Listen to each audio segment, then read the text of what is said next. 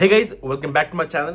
My name is Lokesh Raut. I'm a fifth year medical student in Orenburg State Medical University, and in this video we'll be talking about education loan कैसे करें. Orenburg state medical institute में पढ़ता हूँ, fifth year में हूँ और अभी तक सब्सक्राइब नहीं किया है तो अपने तरफ से आपको बहुत सारा आशीर्वाद देने का मन था, लेकिन यदि आप सब्सक्राइब करेंगे तो ही आपको पुण्य मिलेगा. मैं हमेशा बोलता रहा हूँ कि आप मेरे चैनल को सब्सक्राइब करेंगे तो आपको अलग से पुण्य मिलता है एक्स्ट्रा.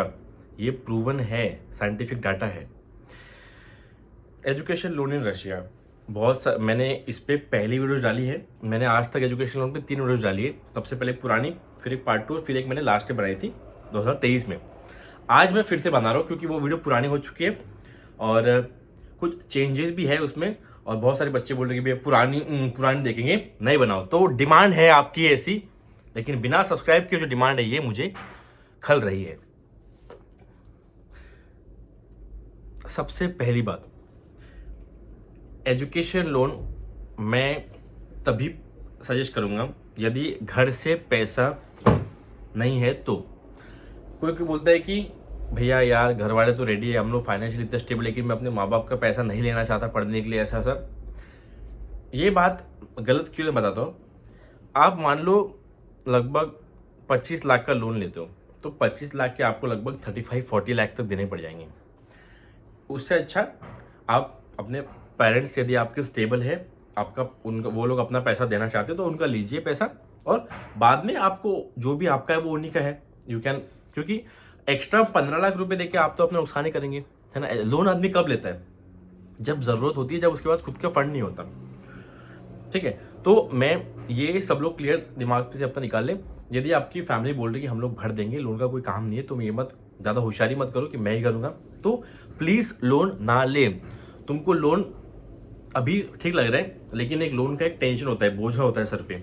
ठीक है, वो छोटा नहीं होता है, क्योंकि अभी तुमको पेमेंट तो करना नहीं, क्योंकि लोन का जो रीपेमेंट होता है वो तुम्हारा जो कोर्स खत्म होगा उसके 1 साल बाद से स्टार्ट होता है. जैसे मेरा 2025 में कोर्स खत्म होगा तो मेरे को 2026 की वो तारीख जब मैं लोन लिया था 6 साल पहले, तब मेरे को भरना स्टार्ट करना पड़ेगा. तो प्लीज़ लोन की झंझट में तभी पड़े जब खुद का पैसा आपके पास उतना सफिशिएंट ना हो.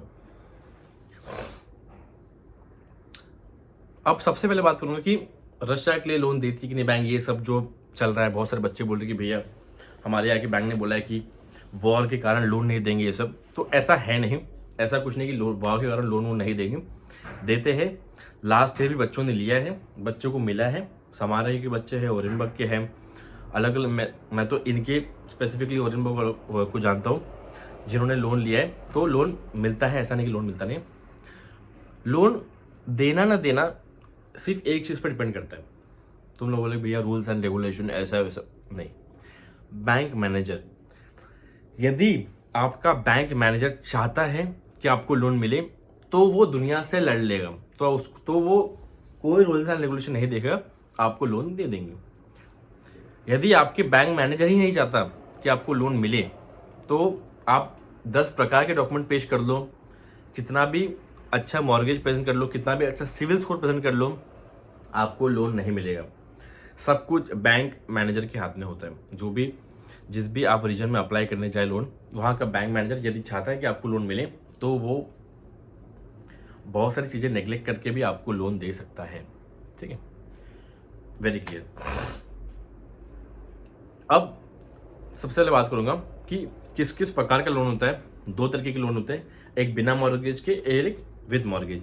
उसके बाद मैं बात करूँगा कि इंटरेस्ट रेट क्या है, साथ इंटरेस्ट रेट बताऊँगा. ठीक है, उसके बाद बात करूँगा कि रशिया में सैंक्शंस लगी तो ये पैसा ट्रांसफर होगा कैसे ये पैसा ट्रांसफर होता है. एजुकेशन लोन 2 प्रकार के होते हैं. ठीक है, हर बैंक की अलग अलग स्कीम होती है. जब मैंने लिया था पंजाब नेशनल बैंक से, तो पंजाब नेशनल बैंक उड़ान, PNB उड़ान स्कीम थी उनकी, उड़ान. तो उस केस में वो लोग अब्रॉड में जाने वाले बच्चों को लोन दे रहे थे, तो PNB उड़ान वो स्कीम थी. एजुकेशन लोन जैसे मैंने बोला 2 प्रकार की होती है. एक होता है विथ मॉर्गेज और एक विदाउट मॉर्गेज. यदि आप बिना किसी कोलेट्रल के या मॉर्गेज के, अब बात करेंगे कोलेट्रल या मॉर्गेज क्या होता है. कोलेट्रल या मॉर्गेज वो प्रॉपर्टी होती है जिसके बिहाफ पे आप बैंक को बोलते हो कि हमारी प्रॉपर्टी आप गिरवी रखिए या इसके कागजात आप रखिए, इसके बदले में हमको लोन दीजिए, ताकि अगर इन फ्यूचर हम कभी लोन नहीं भर पाए तो ये प्रॉपर्टी को आप बेच के अपना जो पैसा है जो आपका बनता है वो रख के बाकी पैसा हमको देंगे। That is the collateral. अब कोलेटरल किस किस प्रकार का होता है? लिक्विड मनी होता है, गोल्ड होता है, कुछ LIC पॉलिसी होती है, घर होता है, फ्लैट होता है, ये सब चीज़ें आपकी होती है। कोई भी बैंक बंजर जमीन जिस एरिया पे कुछ भी नहीं है, खेत पे लोन नहीं मिलता है आपको। आपके खेत पे एजुकेशन लोन मिलेगा नहीं। भैया मेरा प्लॉट है, प्लॉट पे भी मिलेगा नहीं। अनटिल अनलेस उस प्लॉट पे कोई बिल्डिंग है, जब तक कोई रेसिडेंशियल प्रॉपर्टी नहीं होती उस पे लोन मिलता नहीं। मैं जब अपना लोन मैंने किया था उसके एक्सपीरियंस के हिसाब से बता रहा हूँ। बंजर ज़मीन पे, खेत पे, प्लॉट पे, खाली ज़मीन पड़ी है या हमारा इतना इतना बीघा ज़मीन है, वो उसका हम लोग कागज़ रख के लोन ले लेंगे। हमारा प्लॉट है उसको हम लोग घर होना चाहिए और प्रॉपर NATP होना चाहिए। NATP क्या होता है? Non agricultural town planning. इसमें आपको ज़्यादा टोका लगाने की ज़रूरत नहीं है, ये आपके पेरेंट को ज़्यादा पता होगा। जो भी आप मॉर्गेज रखेंगे, जैसे घर रख रहे हैं, उसके कागजात क्लियर होने चाहिए। मतलब वो नॉन एग्रीकल्चरल लैंड में होना चाहिए। जब आप प्लॉट लेते हो तो वो दो तरीके के होते हैं, एक NA होता है और एक होता है जो बिना NA का है। NA मतलब कि हाँ ये नॉन एग्रीकल्चरल लैंड है, वो प्लॉट है, तो उसका थोड़ा रेट ज़्यादा होता है। और NA कराने को NA कराते हैं, मतलब उतना समझेगा नहीं आपको। और टाउन प्लानिंग मतलब जब भी कोई लेआउट टाइप गिरता है उसके हिसाब से आप गवर्नमेंट के हिसाब से प्लान करते हो कि हाँ इतनी जगह हमने पार्क के लिए छोड़ी है, इतनी स्कूल के लिए छोड़ी है, इतनी हॉस्पिटल की छोड़ी है, उसके हिसाब से उस एरिया में घर बनते हैं। तो TP जनरली TP बहुत कम लोग का होता है, NA मोस्ट ऑफ द लोग का होता है। नॉन एग्रीकल्चर लैंड जो मेरा भी घर था वो NA था लेकिन TP नहीं था। फिर हमारे यहाँ पे जब नगर परिषद आई तो नगर परिषद के हिसाब से आपको अपने डॉक्यूमेंट्स TP कराने पड़ते हैं। उसका पैसा लगता है आपको, पर स्क्वायर फीट के हिसाब से आपको प्राइस देना पड़ता है। तब वो आपका नगर परिषद से आपका प्रॉपर टाउन प्लानिंग करके उसका अलग नक्शा बना के आपको डॉक्यूमेंट लेके देते हैं। TP के लिए आपके पूरे एरिया की सहमति चाहिए, पूरा एरिया मिलके आपको पैसे भरने पड़ेंगे, तब आपका वो घर TP होता है। उस डिटेल्स में बच्चे ना जाए, आपको नहीं समझेगा। आप पेरेंट्स से बात कीजिए या पेरेंट्स को मेरी वीडियो दिखाइए जो मैं बोल रहा हूँ, या तो आप बैंक जाएंगे तो आपको समझ जाएगा। अब जैसे मैंने बोला कि बैंक के हाथ में यदि आपका TP नहीं है, NA भी नहीं है और बैंक चाहती है आपको लोन देना, तो बैंक ये सब चीज़ें नेगलेक्ट करके अभी आपको लोन दे देगी। ये होता है कोलेटरल, ठीक है, जिसके बेसिस पे मैंने बोला बंजर जमीन पे, खेत वेत पे लोन मिलता नहीं है। आप बिना कोलेटरल के भी लोन ले सकते हैं। बिना कोलेटरल के 7.5 लाख मैक्सिमम तक का लोन मिलता है, जो कि मैंने लिया है पंजाब नेशनल बैंक से। बिना कोलेटरल के 7.5 लाख का लोन मिलता है। उसमें आपको कुछ भी मॉर्गेज देने की ज़रूरत नहीं होती। ये लोन की संभावना होने की बहुत कम है यदि आपका बैंक मैनेजर आपके अच्छे हैं। मेरे सर अच्छे थे और उन्होंने प्रॉपर रूल्स एंड रेगुलेशन के हिसाब से 7.5 लाख विदाउट कोलेटरल मिलता है। लेकिन कोई कोई जो मैनेजर है इसमें भी फिर आपको थोड़ा हैरास कर सकता है कि नहीं एब्रॉड के लिए नहीं दे रहे तो फिर आपको 7.5 लाख के लिए भी कोलेटरल रखना पड़ेगा। तो मैंने ये सब बोला, ये सब टर्म्स एंड कंडीशन आपके बैंक मैनेजर पे डिपेंड करता है। लेकिन 7.5 लाख विदाउट कोलेटरल मिलता है, ठीक। अब इंटरेस्ट रेट क्या होता है? इंटरेस्ट रेट जब मैंने लिया था तब 8.5% था। 2019 में पंजाब नेशनल बैंक से मैंने एजुकेशन लोन लिया था। गर्ल्स के लिए कभी भी इंटरेस्ट रेट ½ % कम होता है। यदि मैं अभी लोन ले रहा हूँ, मेरे को 10% पे मिल रहा है बॉयज़ को लोन, तो गर्ल्स को 9.5% मिलता है। ½ % गर्ल्स को रेट कम होता है, इंटरेस्ट रेट कम होता है। आज की डेट में यदि आप एजुकेशन लोन लेने जाएंगे तो मेरे हिसाब से 9.5 से 10% के आसपास आपका इंटरेस्ट रेट वेरी करेगा। लगभग 10% आप मान के चलो, 10% रेट से ही आपको एजुकेशन लोन मिलेगा, गर्ल्स को ½ % कम। भैया लोन मैक्सिमम कितना अमाउंट का मिलता है? यदि मेरे कॉलेज की फी 5 लाख रुपए साल की है, मतलब 6 साल के लिए मेरे को 30 लाख रुपए लगेंगे। बैंक कभी भी 30 लाख पूरा नहीं देती। उसके पहले ये डिस्कस करते हैं कि 30 लाख लोन मिलता है या नहीं। तो यदि मेरे कॉलेज की फी 5 लाख रुपए सालाना है तो 30 लाख मेरा टोटल वैल्यू बन रहा है। तो जो इसके आगे मेरे को कोलेटरल रखना पड़ेगा, कुछ मॉर्गेज रखना पड़ेगा, क्योंकि बिना मॉर्गेज के 7.5 लाख मिलते हैं। यदि मेरे को 30 लाख मॉर्गेज के साथ लोन चाहिए तो मेरी प्रॉपर्टी की value 30 lakh plus 15% of that amount होना चाहिए। मैं आपको एक्सप्लेन करता हूं। 30 लाख का 15% होता है 4.5 लाख रुपए। यदि मुझे 30 लाख का लोन लेना है तो मेरी प्रॉपर्टी की वैल्यू होनी चाहिए कम से कम, उसका जो गवर्नमेंट एस्टिमेट होना चाहिए वो 34.5 लाख रुपए होना चाहिए। अब इसका वैल्यूएशन कैसे निकलता है?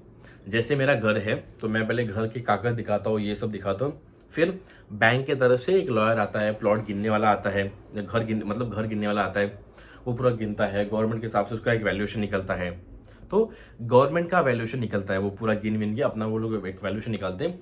वो जो वैल्यूएशन है वो आपका रिक्वायर्ड अमाउंट प्लस 15% होना चाहिए। मतलब 30 लाख की ज़रूरत मेरे को है तो उस वैल्यूएशन की जो कीमत है, जब मेरे घर की जो कीमत है, ये जो मेरी मॉर्गेज की जो कीमत है, वो 34.5 लाख रुपए होना चाहिए। तभी आपका 30 लाख का लोन सैंक्शन होगा। मतलब 15% थोड़ा ऊपर का चाहिए। अब मान लो तुम्हारा 34.5 लाख का प्रॉपर्टी है और 30 लाख का तुम्हारा लोन सैंक्शन हो गया। बैंक कभी भी पूरा पैसा देती नहीं है। मतलब यदि तुमको 5 लाख रुपए साल का चाहिए तो बैंक पूरा का पूरा 5 लाख नहीं देगी। बैंक देती है 85% of the amount. 85% of the sanction amount he bank देती है। मतलब यदि आपको 5 लाख रुपए साल का भरना है, ठीक है, तो बैंक आपको 4,25,000 रुपए देगी। बाकी का जो 75,000 है वो आपको खुद भरना पड़ेगा। मतलब आपका अगर हर साल का 1 लाख फी है तो बैंक 85,000 देगी, आपको 15,000 आपको भरना है। जो भी अमाउंट आप साल का ले रहे हो, जितना भी आपका साल का जो फी है या जितना बैंक आपको साल का दे रही है, आपको जितना भी आपको 1 साल का रिक्वायर्ड है, बैंक उसका 85% देती है, पूरा का पूरा नहीं भरती। अब बैंक आपको 85% देगी, आपको खुद की तरफ से, खुद के पॉकेट से आपको 15% डालना है, तब जाके 100% मिला के ये अमाउंट आपको 1 साल का मिलता है। समझ गए आपको? यदि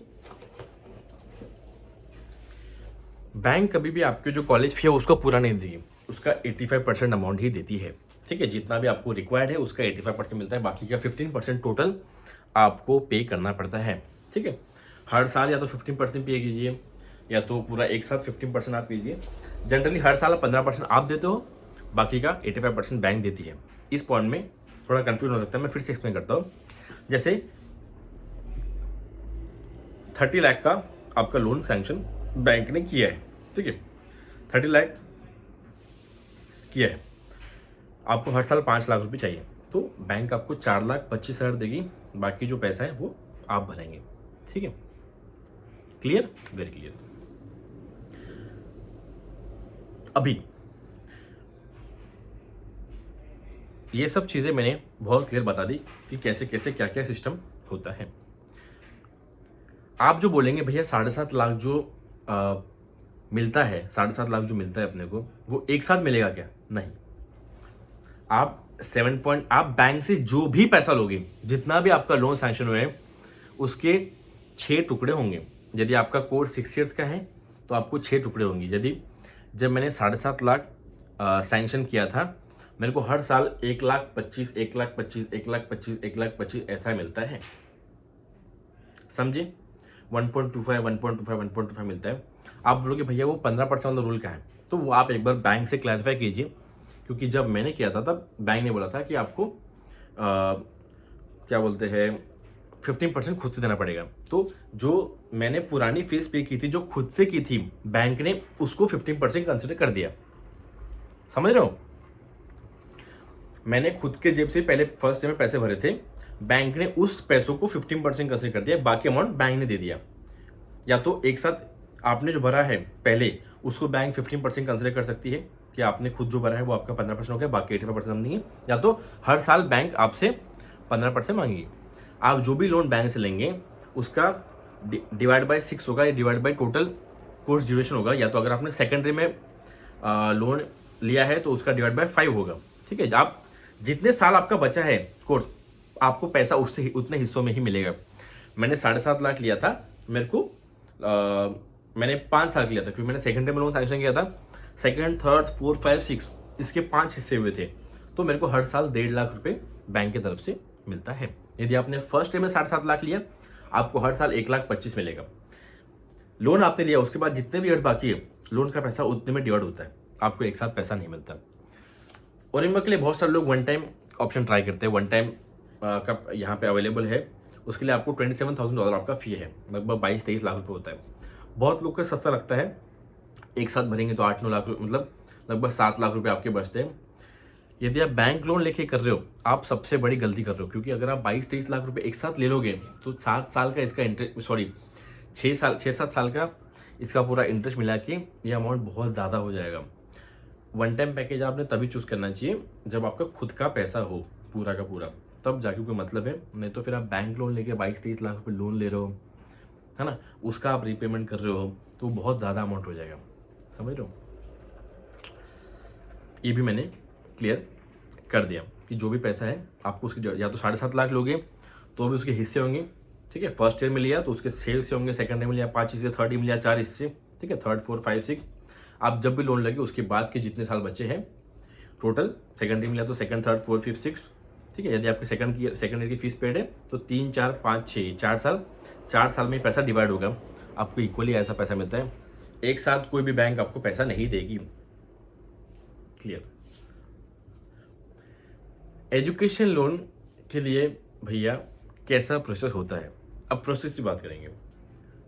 सबसे पहले मैं यही बोलूँगा, आप अपने कोई भी जो भी बैंक है, ठीक है, जहाँ पे आपके पापा का खाता है वहाँ पे आप जाएं। कुछ बैंक से जो लोन देती हैं, जैसे स्टेट बैंक ऑफ इंडिया आपको लोन नहीं देगी, आपको रशिया के लिए state bank of India loan नहीं देगी, ठीक है। पंजाब नेशनल बैंक देती है, बैंक ऑफ बड़ौदा देती है, कैनरा बैंक देती है, ये सब बैंक है जो आपको लोन देती है। आपको अपने नज़दीकी बैंक में जाके ट्राई करना पड़ेगा। आप कभी भी उन बैंक्स को अप्रोच कीजिए जो थोड़ी छोटी बैंक्स है, जिनको लोन देने की इच्छा है। जनरली बैंक्स को लोन देना अच्छा लगता है ना, बैंक नई नई स्कीम निकालती है कि लोन लो लोन लो लोन लो, है ना। कभी भी उन बैंक्स को अप्रोच करो जो जिनसे लोगों ने कम लोन लिया है, ठीक है। क्योंकि अगर आप स्टेट बैंक ऑफ इंडिया जब बड़ी बड़ी बैंक्स को अप्रोच करोगे, वो लोग लोन दे दे के थक चुके हैं, उनके पास पहली लोन की बहुत सारी पेंडिंग केस है। छोटी छोटी रीजनल बैंक्स को अप्रोच करो, जो छोटी छोटी बैंक्स है, जितना उनके पास उतनी बड़ी बड़ी बैंक्स नहीं, ताकि वो लोग बोले कि हाँ हम लोग लोन दे देंगे, हमसे लोन लो। जो लोन देने के लिए तात्पर मतलब अग्रसर है, या जो चाहते हैं कि लोन हमको देना है, उनको जाके आप अप्रोच करो, और तभी आपको लोन इजीली मिलेगा। मैंने बोला है, सबसे पहला प्रोसेस है अपने बैंक में जाके मिलना, उनको सारी चीज़ें बताना कि ऐसा ऐसा है, मेरे को ये ऐसा ऐसा लोन चाहिए। फिर बैंक आपको आगे प्रोसेस बताएगी कि एक विद्या लक्ष्मी पोर्टल नाम की साइट होती है। विद्या लक्ष्मी पोर्टल आप गूगल पे सर्च कर लो, या तो मेरे डिस्क्रिप्शन में इसका लिंक मिल जाएगा, और मेरा कॉन्टैक्ट डिटेल्स भी डिस्क्रिप्शन मिल जाएगा। यदि किसी को मेरे से पर्सनली बात करनी है, किसी कॉलेज के बारे में, एडमिशन प्रोसेस के बारे में, कुछ भी लेके आपको डाउट है, मेरे व्हाट्सअप नंबर पे आप अपना नाम, स्टेट, सिटी मैसेज करो, अपना क्वेरी मैसेज करो, I will reply. Vidyalakshmi portal जो साइट है, इस पर आप अपना नाम भरते हो, सब चीज़ें भरते हो, आपका कॉलेज कौन सा आप चुन रहे हो, कितना उसका फ़ीस है, आपको लाइब्रेरी के लिए कितना पैसा लग रहा है, ट्यूशन फ़ी कितनी है, हॉस्टल फ़ी कितनी, हर चीज़ आपको उसमें लिखनी पड़ती है। जब आप वो फॉर्म सबमिट करते हो तो आपका एक लोन एप्लीकेशन आईडी जनरेट होती है। वो लोन एप्लीकेशन आईडी आपको मेल पे आता है। फिर वो लोन एप्लीकेशन आईडी को लेके आपको बैंक जाना पड़ता है। फिर बैंक को बोलना पड़ता है कि सर मैंने विद्यालक्ष्मी पोर्टल से फॉर्म भरा है, ये मेरी लोन एप्लीकेशन आईडी है, और आगे बताइए क्या करना है। फिर वो लोन एप्लीकेशन आईडी अपने सिस्टम में फीड करेगा। उसमें आपको बैंक भी चूज़ करनी पड़ती है, ठीक है। आप 2-3 बैंक में भी अप्लाई कर सकते हो। आप पंजाब नेशनल बैंक भी सिलेक्ट कर सकते हो, ठीक है। आप कैनरा बैंक, आप बहुत जितनी बैंक है आप सिलेक्ट कर सकते हो, ठीक है। आप 2-3 बैंक में बात करके रखो, उन्होंने बोला कि ठीक है आप हम लोग देंगे, देखते हैं। आप विद्यालक्ष्मी फॉर्म भरिए। फिर जैसे मेरे को पंजाब नेशनल बैंक ने बोला कि ठीक है हम लोग देंगे, आप विद्यालक्ष्मी पोर्टल से फॉर्म भरिए, तो आपने विद्यालक्ष्मी पोर्टल में जाके पंजाब नेशनल बैंक पे क्लिक करना है। फिर आपकी लोन एप्लीकेशन आईडी मिलेगी। वो लोन एप्लीकेशन आईडी लेके आपको पंजाब नेशनल बैंक जाना है, मैनेजर को बोलना है कि मेरी लोन एप्लीकेशन आईडी है, वो उसको सिस्टम में फिट करेगा। आगे का प्रोसेस वो आपको बताएगा कि आपको क्या क्या डॉक्यूमेंट चाहिए, आपके पापा का सिविल स्कोर कितना चाहिए, आपको मॉर्गेज आपका है तो मॉर्गेज में आपको क्या क्या लगेगा, ठीक है। सारे KYC डॉक्यूमेंट चाहिए, घर की टैक्स पावती, जो चीज़ है वो सारी बैंक ही बताएगी। भैया लोन फर्स्ट टाइम मिलता है क्या? फर्स्ट टाइम में लोन मिलता है, कोई दिक्कत नहीं है, फर्स्ट ईयर से भी आप लोन ले सकते हो। मेरे ही ऐसे एक मित्र है वर्धा के जिसने लोन लिया है, तो फर्स्ट ईयर लोन मिलता है। लोन लेने के लिए एटलीस्ट आपको आपके कॉलेज का रजिस्ट्रेशन लेटर या एडमिशन लेटर आपको चाहिए, कि ऐसा कुछ बैंक के पास प्रूफ हो कि चलो ये इस कॉलेज में एडमिशन ले रहा है, तो ऐसा कुछ डॉक्यूमेंट चाहिए।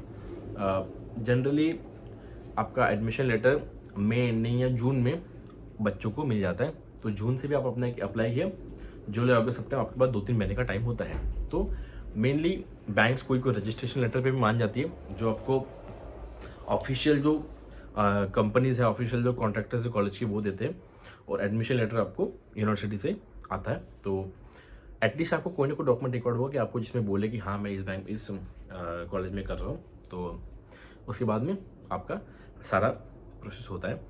हो सकता है कभी कभी कुछ बैंक आपको बोले कि यार हमारे पास तो ये 100 कॉलेज की लिस्ट है, इसमें आपका नाम होना चाहिए। तो मेरे टाइम में ऐसा हुआ था, लेकिन उन्होंने मुझे दिया था, उसमें नाम नहीं था, उसमें एकदम top 100 college of the world रहते हैं, सिर्फ MBBS की नहीं, MBA, बहुत अलग अलग कोर्सेज के जो रहते हैं ना, उसमें टॉप 100 कॉलेज के नाम रहते हैं। वैसी लिस्ट कोई शायद फॉलो नहीं करता। मैं भाई बोल रहा हूँ बैंक मैनेजर पे है, वो आपको देना चाहते हो तो दे देगा। ऐसी लिस्ट विस्ट पहले होती थी, अभी ऐसा ज़्यादा कुछ देखते नहीं है। और अभी तो आपको समझ में आ गया मैं क्या आपको लोन की क्लैरिटी होगी, इंटरेस्ट रेट की होगी, विदाउट मॉर्गेज की होगी, किस प्रकार के मॉर्गेज पे आपको लोन मिलता है, मैंने वो भी बता दिया। आपको जो भी है ना, सबसे पहले बैंक जाके मिलना है। सबसे पहले तो आपको कोई अपना ही कॉलेज फिक्स करना है, कि कॉलेज एक फिक्स कर लो कि ये कॉलेज है, ताकि उसका फीस स्ट्रक्चर आप बैंक को दिखा पाओ कि सर ये फीस स्ट्रक्चर है, हर साल मेरे को इतना पैसा भरना है। उसके बाद बैंक बोलेगी अच्छा ठीक है, आपको कोलेटरल में क्या है, फिर आप बोलोगे भैया सर हमारे पास तो घर है, इतना है, उसका वैल्यूएशन 30-35 लाख तो हो ही जाएगा, 40 लाख तो हो जाएगा। बैंक बोलेगी ठीक है, आप एक काम करो, विद्यालक्ष्मी में अप्लाई करो, बस। उसके बाद से तो ज़्यादा सारा जो प्रोसेस है बैंक एक्सप्लेन करेगी। अभी मैं एक पॉइंट भूल गया जो मेरे को जस्ट याद आया था। भैया सैंक्शंस लगे हैं, लोन पेमेंट कैसा होता है?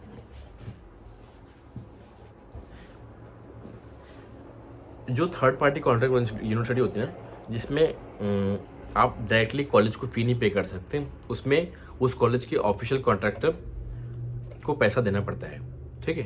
तो उस कॉलेज के ऑफिशियल कॉन्ट्रैक्टर को पैसा देना पड़ता है। जैसे मेरे यहाँ है, तो मेरे यहाँ आप डायरेक्टली यूनिवर्सिटी में फ़ी पे नहीं कर सकते। हमारे यहाँ सालों से ऑफिशियल कॉन्ट्रैक्टर जो है उसी के अकाउंट में पैसा डालने पड़ते हैं। तो मेरी बैंक ने भी बोला था कि हमको कॉलेज का अकाउंट चाहिए, कॉलेज का अकाउंट चाहिए। तब मैंने समझा कि ऐसा नहीं होता, ये इनके साथ डील करती है, ये बड़ी कंपनी है, ये सारे बच्चों का मैनेज करती है, तो मेरी जो बैंक है उस कंपनी के अकाउंट में पैसा डालती है। ओके, उस कंपनी के अकाउंट डिटेल्स आते हैं, और फिर मैं बोलता हूँ ये ऑफिशियल कंपनी है, इसके अकाउंट में आपको डालना है, आपको इसकी प्रॉपर रिसिप्ट मिल जाएगी। आप जब बैंक को रिसिप्ट देते हो तब बैंक का कन्फ्यूजन क्लियर होता है। फिर आपको जब सेकंड डे का लोन चाहिए, कुछ बैंक रिसिप्ट मांगती है और फर्स्ट डे का रिजल्ट भी मांगती है, तो आपको वैसा भी देना पड़ता है। एक बार आपका 1 साल का सैंक्शन हो गया, फिर आपको बैंक ज़्यादा कुछ तकलीफ देगी नहीं, आपको हर साल लोन मिलता रहेगा। लेकिन आपको बैंक में आपने जो फ़ी पेमेंट की है, ये जितना पैसा उन्होंने दिया उसका रिसिप्ट उनको चाहिए कि हाँ वाह लोकेश राउत की 3rd ईयर की फ़ी है, 4th ईयर की फ़ी, उसका रिसिप्ट आपको बैंक को देना पड़ेगा हर साल। अब कुछ यूनिवर्सिटी डायरेक्ट जो होती है, तो यहाँ पे जैसे मेरे सैंक्शंस लगे हैं, आप डायरेक्टली इंडिया से किसी भी रशियन अकाउंट में पैसा नहीं भेज सकते, ठीक है। सैंक्शन लगे तो आप डायरेक्टली इंडिया से किसी भी रशियन यूनिवर्सिटी के अकाउंट में पैसे नहीं भेज सकते। उस केस में सेम आपको तो ऑफिशियल कॉन्ट्रैक्ट के अकाउंट में पैसा डलवाना है, या तो बैंक को बोलना है कि आप मेरे अकाउंट में डालिए, तो मैं उसको रूबल में कन्वर्ट करा के जो फ़ी भरूंगा आपको उस कॉलेज की, जब मेरी फ़ी पेमेंट हो जाएगी उसका रिसिप्ट आपको दे दूंगा। तो ऐसे भी आप कर सकते हैं। डायरेक्टली आप किसी भी रशियन यूनिवर्सिटी के अकाउंट में पैसा नहीं डाल सकते, क्योंकि यहाँ पे सैंक्शंस लगे हुए हैं, ठीक है। मेनली आपको या तो आपके ऑफिशियल कॉन्ट्रैक्टर जो भी आपका हो रिस्पॉन्सिबल, जिसका कॉलेज के साथ टाइप है, उसको पैसा देके, या तो सबसे सेफेस्ट ऑप्शन है बैंक को बोलोगे खुद आप मेरे अकाउंट में ट्रांसफ़र कीजिए, फिर मैं उसको रूबल में कन्वर्ट करा के फी पे करूँगा और आपको उसकी रिसिप्ट दूंगा। बहुत ही कम बैंक है जो आपके अकाउंट में पैसा डालेगी, लेकिन सब कुछ मैनेजर के हाथ में होता है। मैनेजर चाहे तो आपके अकाउंट में पैसा डाल सकता है, मैनेजर नहीं चाहता तो नहीं डालेगा, ठीक है। Everything is in the hands of manager. I hope कि मैंने एजुकेशन लोन को लेके सब कुछ क्लियर कर दिया है। किसी बच्चों को फिर भी डाउट है तो मुझे पूछिए, मैंने सब कुछ मेरे हिसाब से मैंने बता तो दिया है। अब किसी को जैसा डाउट खास होना नहीं चाहिए। लेकिन है तो आप मुझे व्हाट्सएप पे, मेरा नंबर डिस्क्रिप्शन में है, इंस्टाग्राम लिंक मेरा डिस्क्रिप्शन में, आप उसको मेरे को मैसेज कीजिए। फिर अगर आपको लोन के लिए कुछ और नहीं समझा, फिर मैं आपसे बात करूँगा। कोई बच्चा मेरे को कॉल नहीं करेगा, मेरे को मैसेज ही करेगा। और हेलो भैया मेरा एजुकेशन, हेलो भैया मेरा नाम ये है, मैं नागपुर महाराष्ट्र से हूँ, या मैं रत्नागिरी महाराष्ट्र से हूँ, कोल्हापुर महाराष्ट्र से हूँ, पटना बिहार से हूँ। मैसेज कीजिए नाम, स्टेट, सिटी और फिर आपका क्वेरी। ठीक है, बहुत बहुत धन्यवाद। मैं इस वीडियो के लेट हो गया, पता नहीं मेरे दिमाग में आया कि नहीं। 2-3 बच्चों ने मेरे को बोला, आज एक बच्चे ने, ईशांत है जम्मू का, उसने फिर मेरे को बोला, तो फिर मैंने बोला कि ठीक है आज देख डाल रही हूँ। तो मैं पट से अभी खाना बना के आओ, सब्जी चढ़ा के आओ, शर्ट पहना, वीडियो डाल दी, अभी अपलोड कर दूंगा। शाम को आपको लगभग इंडिया के 8 बजे आपको यहाँ वीडियो देखने मिल जाएगी। तो सब्सक्राइब कीजिए, वीडियो को लाइक कीजिए। बहुत बहुत धन्यवाद आपका।